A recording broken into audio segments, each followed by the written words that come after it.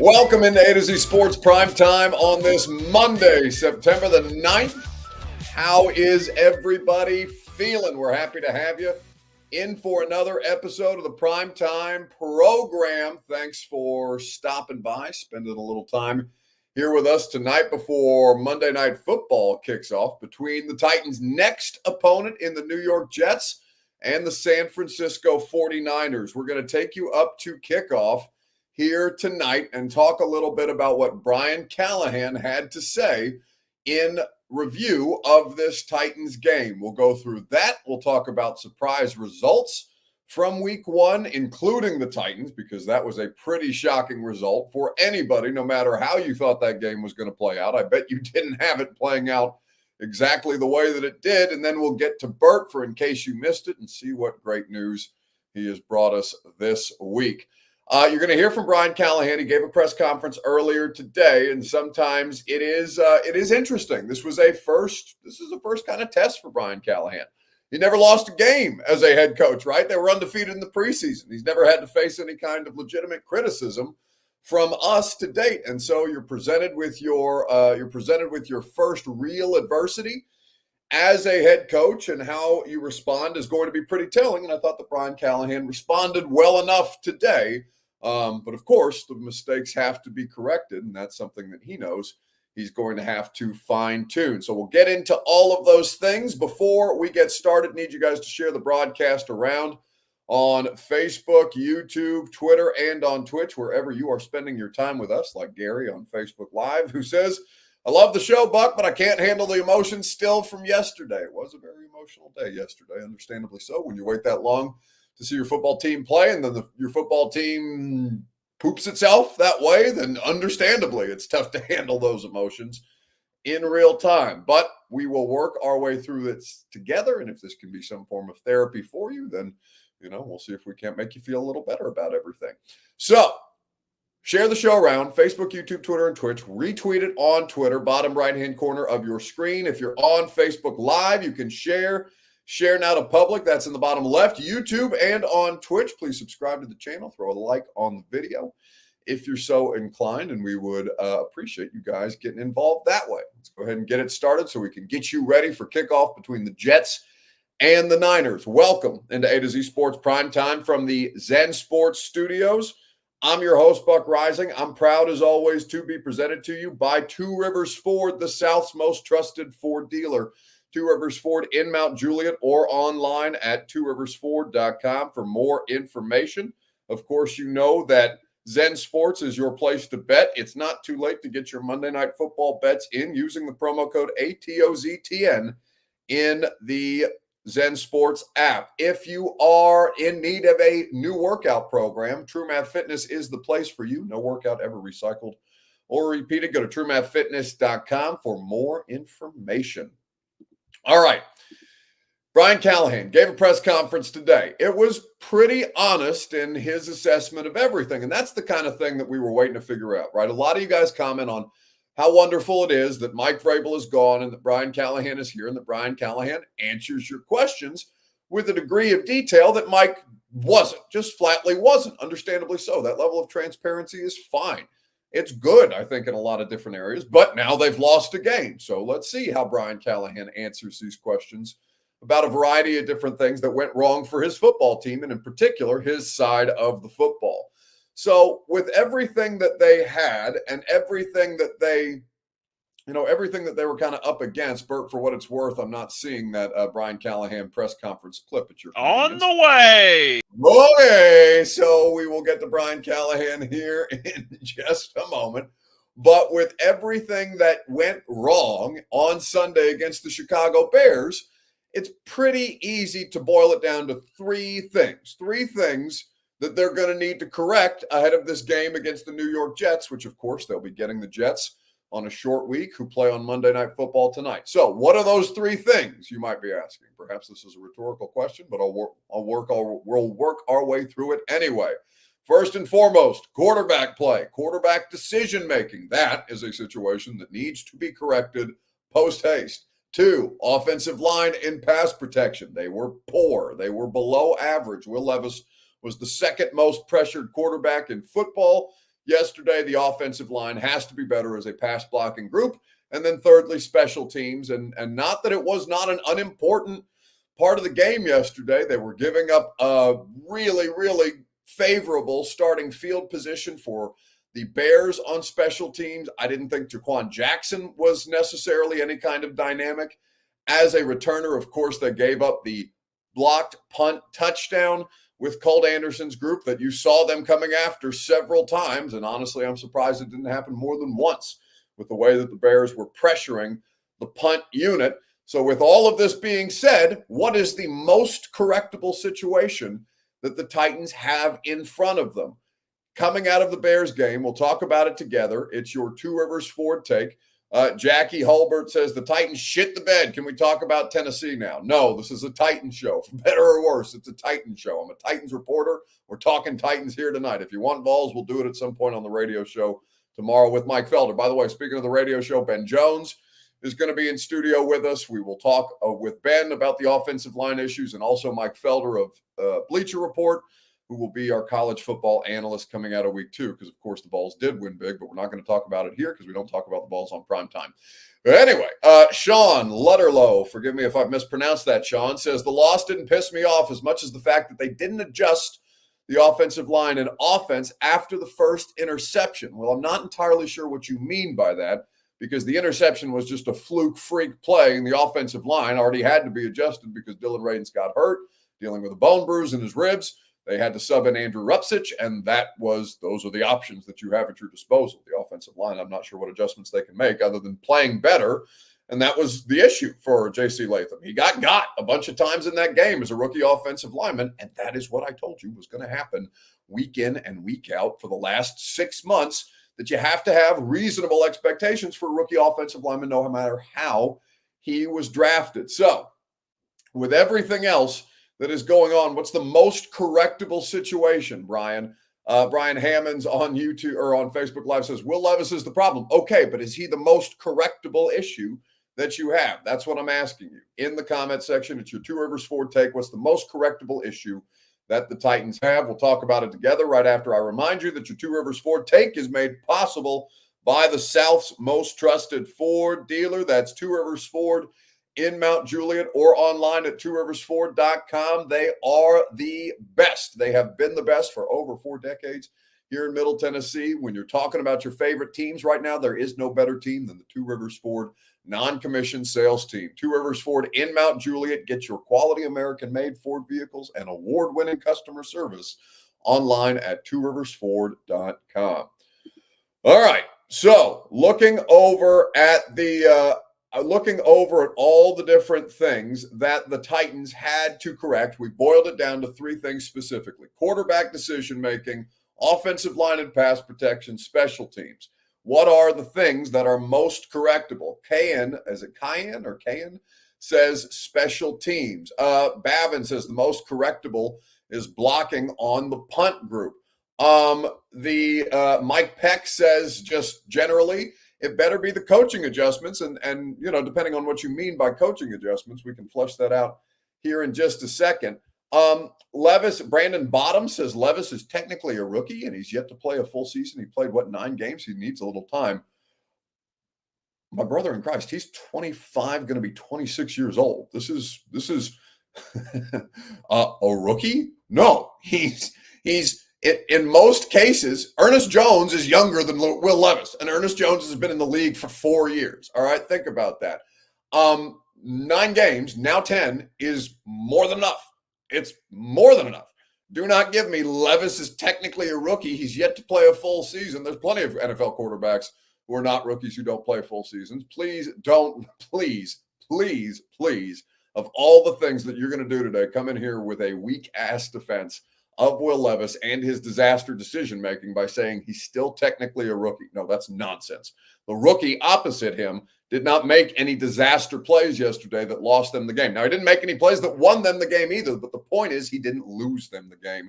And the Titans quarterback went out there and actively lost them a game. That is a decision. It doesn't matter how long you've been in the league or how short a time you've been in the league. He is played in enough football games to know don't do dumb shit that hurts the team, to quote Mike Vrabel from a couple years ago. And the shovel pass, trying to get it sidearmed out of bounds as you're going to the ground in the fourth quarter of a one-score game is dumb shit that hurts the team. Please do not come in here and talk to me about Will Levis is still technically a rookie. Even if he was, that's still dumb shit. Don't do it. So with everything that you've got in this kind of situation, what are the most correctable issues? I don't see many of you saying quarterback decision-making, which is telling. And you're probably right. The most correctable situation is the play caller. You know, the receivers that you guys added this year as well. I feel like maybe a lot of fans in general expected maybe a little bit more of an aired out kind of performance in week one. Mm-hmm. Are people just off in those expectations, or is that like a week to week, opponent to opponent? It's week to week. It's situational. I think we got we were doing our best in a hostile environment on the road against a pretty good defense, and one that, you know, especially when our defense came out and started playing the way they were, there was a little bit of a complimentary aspect to it where I was doing my best to keep us aggressive enough, but being mindful of the ball. And, you know, we still ended up turning it over. So maybe I won't do that again. I don't know. But it was situational. We were playing so good on defense that it's almost as if, I mean, if we just punted it on 1st and 10 every time, we might have won the game the way that, you know, we gave it away. So, there's going to be schemes. I mean, here's what I will say is the game script was challenging, especially in the second half. Hard to get some of the action shots and the deep shots off. I would have liked to call a couple more screens. We didn't get those off, and the ones I did call weren't very good. And at the end of the day, when you are having a little bit more rhythm, you can get to some more of the movements and movement of the pocket, and we just got stuck a few times. So we didn't get a chance to get to maybe all of the things that I was hoping to be able to get to. So it definitely was situational in this game. And I was also trying to make sure that our youth on offense, I try to settle those guys into the game a little bit too. And so, you know, there's a lot of factors that go into it. So I would say that, you know, whatever you saw in the first week isn't necessarily what our finished product will be at any point. But, you know, I think there's a lot of room for us to be a lot better on offense, and hopefully we see that improvement. DeAndre didn't seem like himself. Trace, the last one. Callie, you're a first-year head coach, and obviously traveling back from. So that is Brian Callahan speaking earlier today about the play calling situation and him trying to get into a rhythm, because he was also unable to find his rhythm. And I think a lot of people were surprised when he said, you know, we could have punted on every 1st and 10 and won the game, given the way that we gave the game away. It's a very honest answer from a head coach who saw this thing slip away in ways that he's probably never seen before. And so with all that, Richie says the honeymoon didn't last long. That's what I'm saying. Like, enough of this honeymoon phase bullshit. Right now we talk about things that actually matter of consequence, and the things that matter of consequence are the things that actively lost them a game yesterday. So the most correctable situation of the three things that I saw are probably Brian Callahan as an offensive play caller, special teams, and then Will Levis as a decision maker. Will Levis and his decision making is something that was a big part of his draft profile coming out, something that, you know, we allowed benefit of the doubt for last year because he was on a terrible, terrible team and there was not a lot of help around him. And so, of course, he's going to force bad decisions because he's just out there trying to make a play. But yesterday, there was no need for this desperation hero ball nonsense. And he did, in his own words, one of the most boneheaded things that I've seen a quarterback do, which is chuck that ball to the sideline without enough arm strength to get it there, and then immediately see it return for a pick six and give up the first game lead of the game. So we'll get into surprise results here in just a second because Monday Night Football has started. I want to make sure that you guys have time to watch the Jets with the Titans' next opponent right after I remind you that the Primetime program is made possible by the Ashton Real Estate Group of RE/MAX Advantage. GaryAshton.com. Don't sell without the intel edge you need to succeed with the official real estate agent of the Nashville Predators, GaryAshton.com. So I see a handful of comments here. Nathaniel Jr. isn't a rookie, says Yogi, talking about Will Levis. And, I don't know that he's reached Nathaniel status yet. I think Ron Slay typically gives out that designation. But you have to accomplish something to be a Nathaniel first before you can be washed that way. So I don't even think that he's deserving of Nathaniel status. He has to first be relevant to achieve Nathaniel status to once again be irrelevant after the fact. William Spurgeon on Facebook Live says, if we still had Derrick Henry, our team would be so much better. Plus, we would have won the game if our stupid front office did not send him to Baltimore. Okay, a couple of things there. You wouldn't be better on this particular football team with Derrick Henry because Derrick Henry requires you to play a certain style that this offense is not interested in playing. Tony Pollard, not that this is the most relevant statistic in the world, but Tony Pollard has more rushing yards already on the season than Derrick Henry does. That's not because Derrick Henry did a bad job in the first game of the season, but it's because Derrick Henry is not an efficient running back at this point in his career. Derrick Henry is a role player. 3, you did not send Derrick Henry away to Baltimore. In fact, you declined the opportunity to trade him away and get something for Derrick Henry instead of him letting him walk for nothing in free agency, which is arguably the more offensive move in that situation. If I'm a Titans fan, I look at that and say, you could have gotten something for him. You should have gotten something for him instead of a happy-go-lucky, oh, we beat the Jags. That's so nice. Week 18 win that didn't matter for you at all other than to keep the Jags out of the playoffs. So a lot of things wrong in that particular comment. I understand if you love Derrick Henry, you are allowed to love Derrick Henry until the end of time. Looks like the Jets went 3 and out on offense here against the San Francisco 49ers on the road in Monday Night Football. But yes, a lot of different things, a lot of different issues with what you just said, because a lot of those are it's just incorrect statements at this point. Watching how all this plays out. So look at how look at all the different results around the league this week, and let's talk about which were the most surprising of the results. The Titans blowing it that way against the Bears was surprising to see the way that they did blow it, but they were not favored to win that game. And in fact, they didn't even cover. The Bears covered the 4.5 in that game. So ultimately, Vegas, whether you want to give Vegas credit or not for understanding the situation, Vegas had it right, and the Bears covered the 4.5. And I believe it was bet down to 4 by the time that game kicked off. There were upsets around the league, though, and there were quite a few, including the Patriots over the Bengals, which not a single solitary soul would have predicted in week 1. I feel like I owe you a bit of an apology. You don't owe me. If you guys say, like, I don't listen to any, like, seriously, I do not. I'm in a bubble. Yeah. I don't listen to, anything good or bad as far as the media is concerned. I was mocking you on the virtual sprints. It's fine. It seems like the coaching style, the guys love it. No, it seems like... for me, it's okay.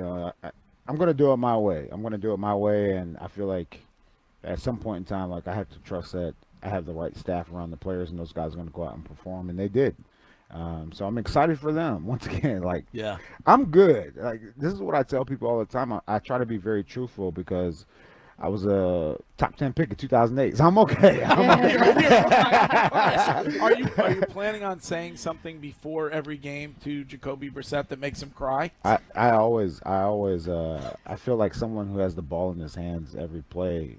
I need to make sure we're on the same page. And, he went out there and displayed a lot of things. Like, he's a tough guy. There's a tough guy that it really doesn't matter. And I talk about pulling the nose up on the plane, and he did that a few times and actually made some plays with his legs, which is surprising. He's like probably the slowest black quarterback in the league. No. Look at Stacey. It'd be tough to find one slower than him. It'd be tough to find one. But you're right. This is an interesting point because you talked about for the players, right? And I thought you meant being slow. No. When did you realize, or when did you maybe, because it's all about buying in to what the coach is trying to put out there, buying into the culture. So either way, that's Gerard Mayo on WEEI. The Bengals over the Patriots over the Bengals in a big spot yesterday. One of the more surprising upsets, no matter who you were betting on or who you thought was going to go out there and win a game on Sunday. Most of the games played out the way that they were expected to. The Bills looked like they were going to get upset by the Cardinals, but they ultimately were able to pull that out. The Jags blew a 17-3 lead the same way that you did, but for the most part, teams held serve. I guess one of the more surprising, just because it was so lopsided, and because both teams are particularly terrible, the Saints 47-10 over the Panthers was shocking to me to see just how far apart those two teams were and how little the Panthers have been able to adjust in trying to do all the different things. They also spent a ton of money to make their football team better. At least you didn't lose by 37 the way that the Panthers did at this point. So, surprising results. You have to go with the Patriots over the Bengals. I don't think there was a bigger upset in week one. With that, we'll bring in Bert for In Case You Missed It, right after I remind you that the Primetime program is made possible by TrueMath Fitness in the Gulch. Go to TrueMathFitness.com for your first workout free. As a Middle Tennessee resident, no workout ever recycled or repeated at TrueMath Fitness. All right, Bert, what do you got?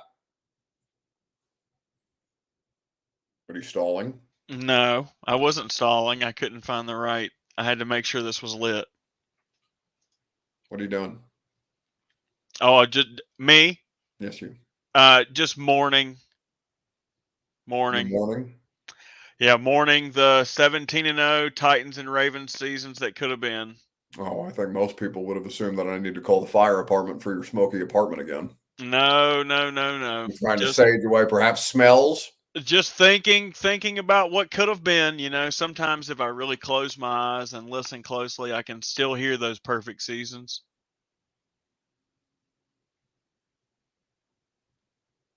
Yeah, I don't hear anything.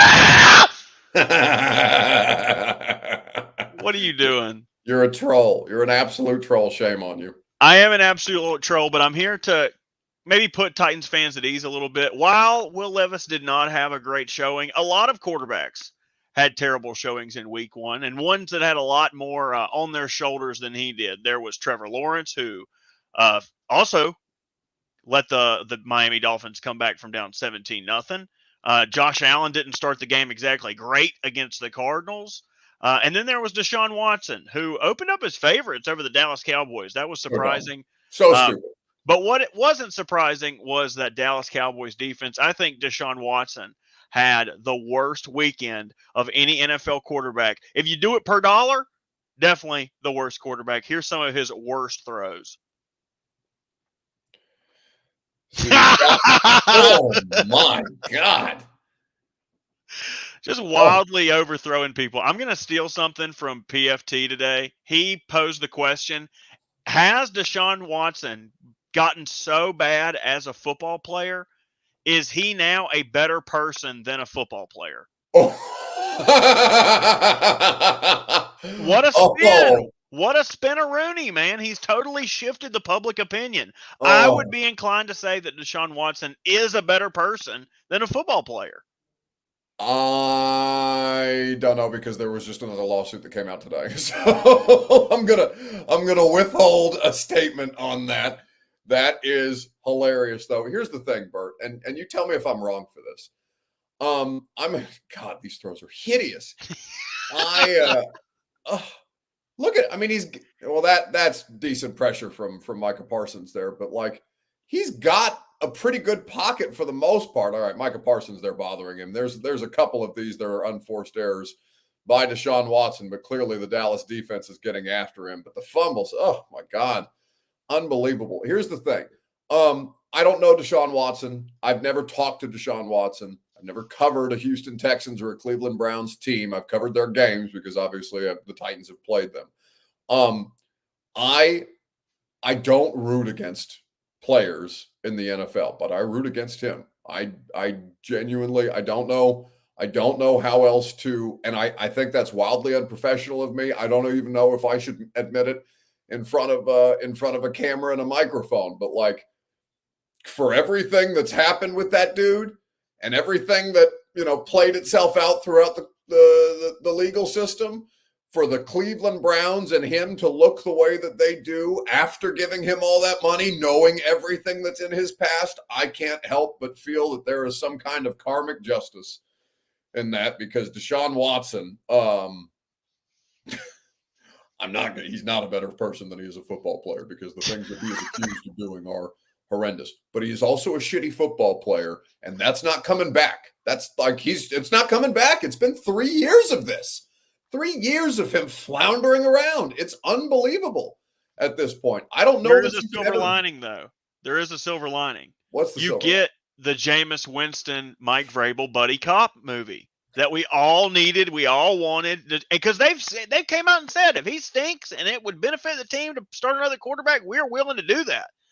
So I wonder how many weeks it is before we see that, because the Cowboys had a good defense. Let's see who they play in week 2 and if they shit the bed again. I love being able to say shit on here. I'm happy for you. Thank you for your efforts tonight.